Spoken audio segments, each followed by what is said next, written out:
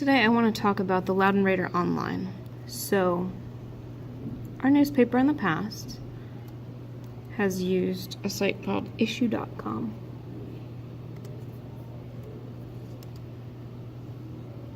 Issue.com is an effective site. It allows us to archive all the PDFs of our publications. This is our most recent one at the time I made the video. It's awesome because we can make a full color version of our PDF. It's the same thing that people would see in print.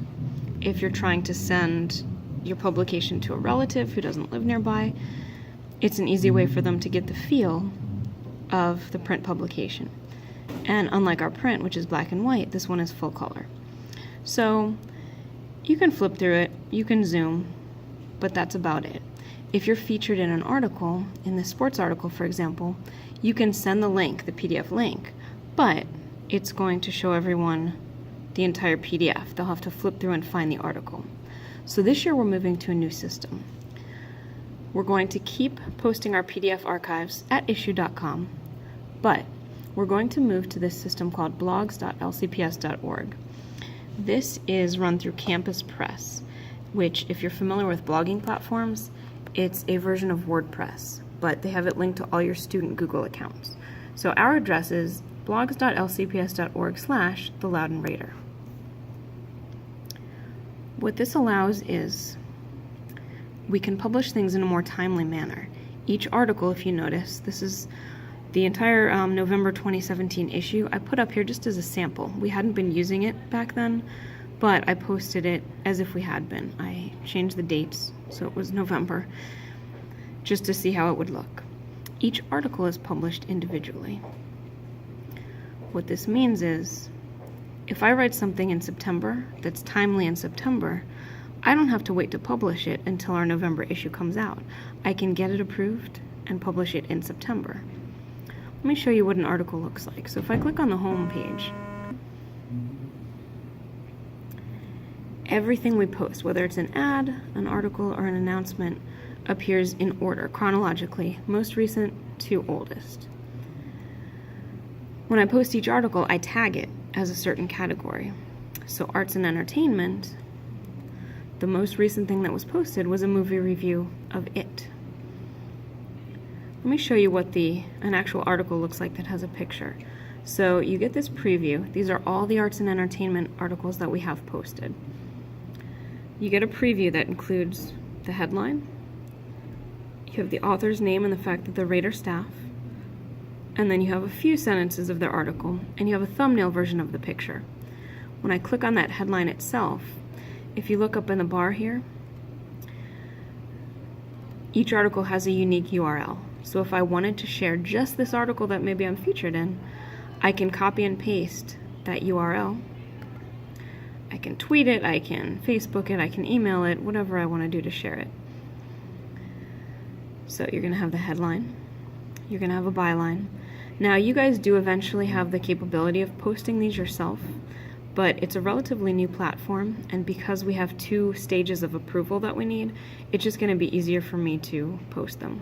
So you will of course get credit as the staff writer. You'll have your entire article posted. You'll have the photo posted along with the caption, and when you click on the photo, it pulls up a full-size view of the picture. As it's posted on the article, the picture is big enough to fit just the article. So in order to accomplish this, I need you to send me 3 things. And this is in addition to the fact that your article might appear in the print edition. So the first thing I need you to send me is a Word document of your final draft. Final draft means you've gone through, you've done your brainstorming, your rough draft, or possibly more than one rough draft. You've done any follow-up interviews that you need to do. You've gotten it peer edited. You've had a teacher look at it. You've had a section editor or a team leader look at it. It's super polished. There's no spelling mistakes. You've checked names 3 times. You have a headline, possibly a subheadline. You have your byline and the fact that you're Raider staff as opposed to a guest writer. You have the whole text of your article proofread. You're going to email this Word document to me as an attachment. You're also going to attach your picture as a JPEG, most likely. Some of them are PNG files. As long as it's a regular type image file, that's fine. I also need you to send me your caption. So just as a reminder, every article you write, you are responsible for getting at least one picture for. You're going to earn 33 points for each picture that you take that gets used in the newspaper. What that means is it's a high quality photo. It's not something that we're going to cut because the lighting was bad or because it was, you couldn't see the person's face. We have had in the past, you might laugh, but pictures of the wrong people get taken or pictures of the wrong team get taken. So we want to make sure it's correct. So this photo credit sheet you're going to fill out anyways to get credit for your picture. So if you fill this out correctly, it will ensure that yes, it's good enough to get used in the paper. Now we do sometimes have to cut pictures and articles. We have had to in the past cut out pictures and articles because of size restrictions, but as long as it's good enough to make it in, it will make it into the online edition, which is another benefit of the Raider Online.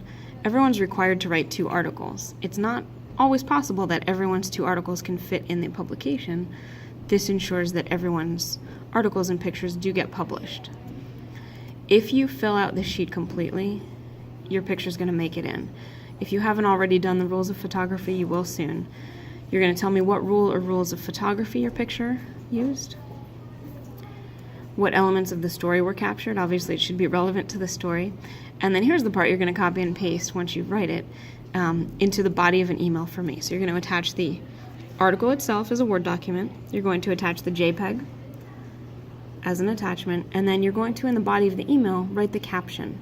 You as the author and the photographer are responsible for writing the caption. Caption should have as many as the 5 W's plus H as possible. So who, what, when, where, why, and how.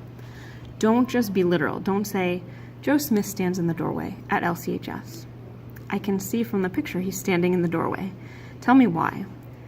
Crippled with test anxiety, Joe Smith hovers in the doorway, hesitant to take his physics exam. That's a much more relevant caption. You're going to send me your caption in the body of the email. What am I going to do with that information?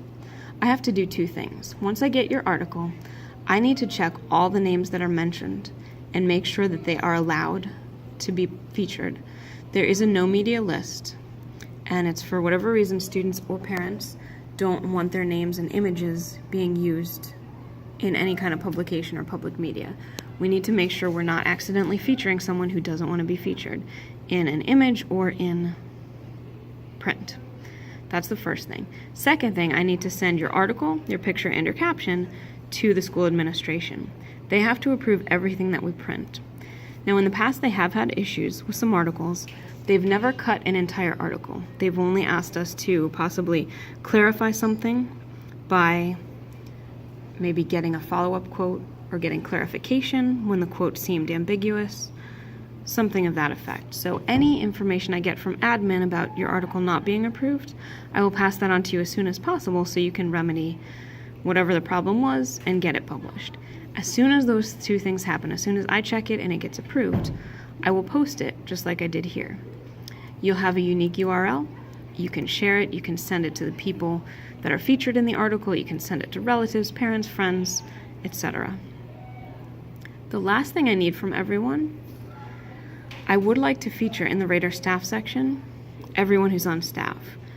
Since this was new last year, I asked our 3 editors just to send me pictures, and if they had time to send a bio, just as an example. So they're right now placeholders. I would like to replace their pictures and their bios with something from each of you, if you're willing. So, to that end, send me a headshot, something professional, and I can easily crop out if it's, a bigger picture. I'll crop the headshot, but something that's not super distracting as a background, and send me a brief bio, anything you want us to know about you. Once I get those, I'll start posting so that we can populate our Raider staff page and let people know about who we are.